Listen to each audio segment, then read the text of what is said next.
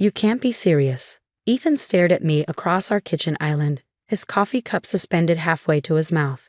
You're leaving Nexus Corp. For what? Some far-fetched startup. I stood my ground, gripping the resignation letter in my hand. It's not a far-fetched idea. I've been developing this software for 2 years. The prototype works, the market research is solid. And? Market research. He laughed, the sound sharp and dismissive. Maya, you're a product manager, not a CEO.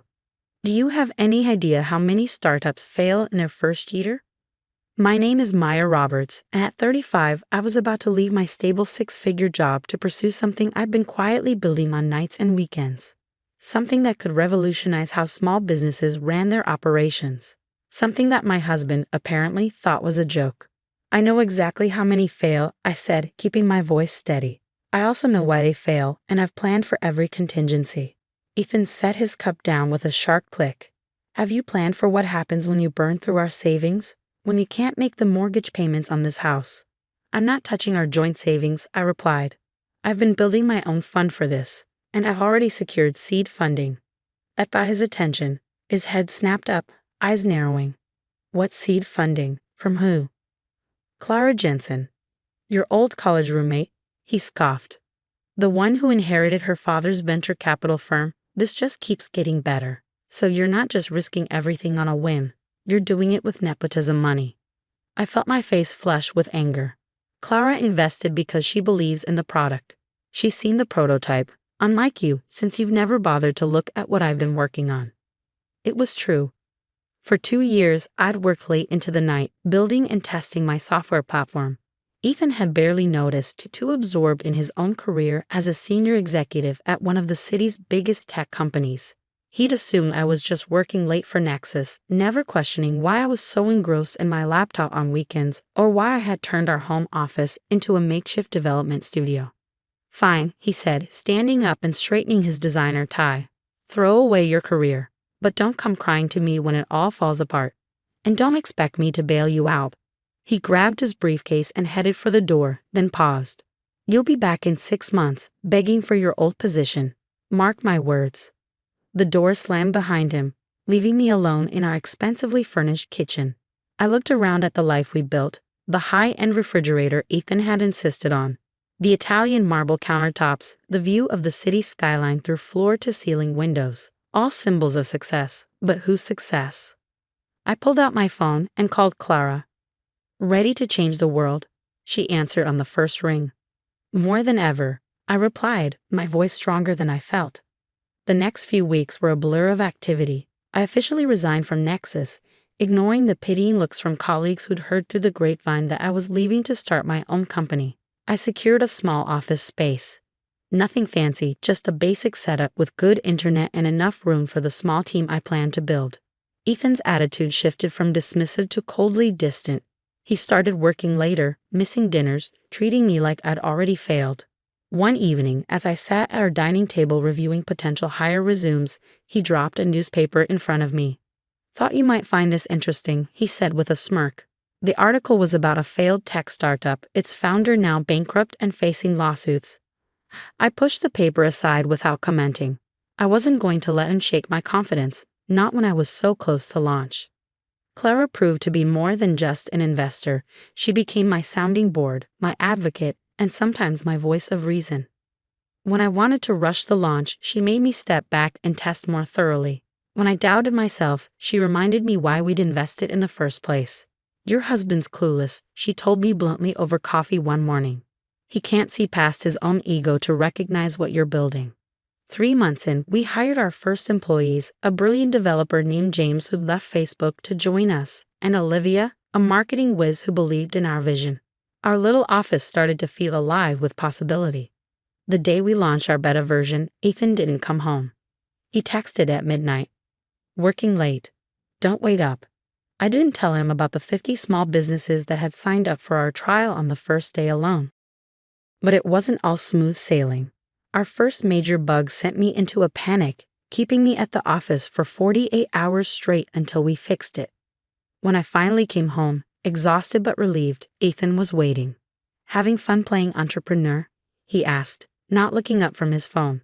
I saw Maya from Nexus today. Your old position is still open, by the way. Just saying. I ignored him and went straight to shower, letting the hot water wash away his words. What Ethan didn't know was that while he was trying to tear me down, our beta users were raving about the platform. Small business owners were calling it a game changer. We were onto something big. 6 months passed, the deadline Ethan had given for my failure. Instead of crawling back to Nexus, I was in the middle of our series of funding round. Clara had introduced me to other investors, and the interest was overwhelming.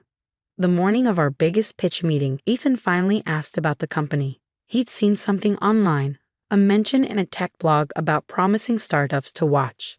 So, he said, trying to sound casual, how many users do you actually have? I looked at him over my coffee cup, remembering all the snide comments, the dismissal, the constant predictions of failure. Enough, I replied simply and headed out the door. That night, as I sat in my office late, staring at the city lights, my phone buzzed with a news alert. I clicked it and felt my heart stop. Major layoffs hit tech sector. Quantum Enterprises announces 30% workforce reduction. Quantum Enterprises, Ethan's company. My phone buzzed again, this time with a text from him. We need to talk. I stared at the message, thinking about all the times he belittled my dreams, dismissed my abilities, assumed I'd fail. Now, as my company was on the verge of something huge, his carefully constructed world was crumbling. The question was, what would I do about it? I didn't go home that night. Instead, I stayed in my office, watching our latest user statistics roll in. We crossed 10,000 active businesses on the platform, with a 98% retention rate. The numbers that had once seemed impossible were now reality, growing larger every day. Around midnight, Clara called. Have you seen the news about Quantum? She asked without preamble. Yes, I replied, still staring at my computer screen. Ethan texted. He wants to talk. She was quiet for a moment. You know he's going to ask for a job. I know. And? I leaned back in my chair, thinking about the last year. The snide comments, the constant undermining, the absolute certainty that I would fail. I haven't decided yet. The next morning, I finally went home to change clothes. Ethan was waiting, sitting at the kitchen island where this had all started a year ago. He looked different, rumpled, uncertain, his usual confidence nowhere to be seen. Maya, he started, using my old nickname for the first time in months. About last night. You got laid off, I said simply, heading for the coffee maker. He nodded, running a hand through his disheveled hair. Along with half my department, no warning, no severance beyond the minimum. They're saying it's market conditions, but really it's because Quantum failed to innovate, I finished. They got comfortable, stuck in their ways, convinced they were too big to fail. Sound familiar? He flinched at my tone. Look, I know I haven't been supportive, but I've been thinking. Your company, it's doing well, isn't it? Really well. I poured my coffee, taking my time before answering. We're closing our Series A next week. $50 million at a $100 million valuation. His eyes widened. The numbers were bigger than he'd imagined. I could tell. That's impressive. And you're expanding, right? Looking for experienced executives. And there it was. Not an apology, not an admission that he'd been wrong. Just an assumption that now that he needed something, all would be forgiven. We are hiring, I said carefully, but I'm not sure you'd be a good fit. Not a good fit. He stood up, anger flashing across his face. I have 15 years of experience in tech. I've managed teams bigger than your entire company. Exactly, I replied, meeting his gaze steadily. You're used to a different world, Ethan. One where success means maintaining the status quo, where innovation is just a buzzword in quarterly reports. That's not fair, isn't it? I cut him off. Tell me, in all the time I was building this company, did you once ask to see what I was working on? Did you ever consider that maybe, just maybe, I knew what I was doing? He fell silent, and I continued. You know what our company culture is built on? Respect, innovation, actually listening to our customers instead of telling them what they need. Can you honestly say you embody any of those values? I can learn, he said, but his voice lacked conviction. Like you learned to support your wife? To believe in her dreams? I shook my head. I don't think so. I grabbed my bag and headed for the door, then paused. You know what the funny thing is? If you had believed in me from the start, you probably would have been my co-founder. We could have built this together. Instead what? Instead, I built something better than I ever imagined, precisely because I didn't have you holding me back. The next week, our series of funding closed oversubscribed. The tech press was calling us the next big thing in business software, and our user growth was exceeding all projections. I moved into a new office, a whole floor in a downtown high-rise with views of the bay. Ethan moved out of our house the same day. I need space to figure things out, he said, but we both knew the truth. He couldn't handle living with my success. Couldn't bear the daily reminder of how wrong he'd been. 3 months later, I received divorce papers. The same day, Forbes published an article about our company, from $0 to $100 million. How Maya Roberts is revolutionizing small business software. Clara framed the article and hung it in my office. Consider it a divorce present, she said with a grin. As I sat in my office that evening, looking at the frame, my phone buzzed with a text from Ethan. Congratulations on Forbes. I was wrong about you. About everything. I started to reply, then stopped. What was there to say? He had been wrong. About me, about my dreams, about his own superiority. But his validation didn't matter anymore.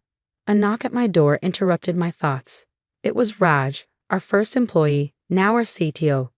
The new feature's ready for testing, he said excitedly. Want to take it for a spin? I smiled, setting my phone aside without responding to Ethan's text. Show me what you've got. As Raj walked me through the new functionality, I thought about how far we'd come. From a far-fetched startup to a company valued at $100 million, from a team of 3 to over 100 employees, from being dismissed by my husband to being featured in Forbes. The real victory wasn't proving Ethan wrong. It was proving myself right. A year later, at our company's anniversary celebration, I stood on stage looking out at hundreds of employees. Bright, passionate people who'd chosen to believe in our vision. The slides behind me showed our latest numbers. Over 100,000 businesses using our platform, $150 million in annual recurring revenue, offices in 3 countries. Success isn't about proving critics wrong, I told them. It's about proving believers right. Every small business owner who trusted us with their operations, every employee who took a chance on a startup, every investor who saw our potential, they're the ones who made this possible. After the ceremony, Clara handed me an envelope. Inside was a clipping from the local business journal. Quantum Enterprises files for bankruptcy, former executives face scrutiny. Karma's a funny thing, she said with a smirk. I tucked the clipping away without comment. Ethan's failure wasn't my concern anymore. I had a company to run, employees who counted on me, and customers who believed in what we were building. That evening, as I walked through our office, I passed the wall where we displayed our company values. At the top was the one I'd chosen first, the one that meant the most to me. Believe in possibility. I thought about the woman I'd been 2 years ago, standing in my kitchen clutching a resignation letter while my husband laughed at my dreams. She believed in possibility even when no one else did. And that had made all the difference.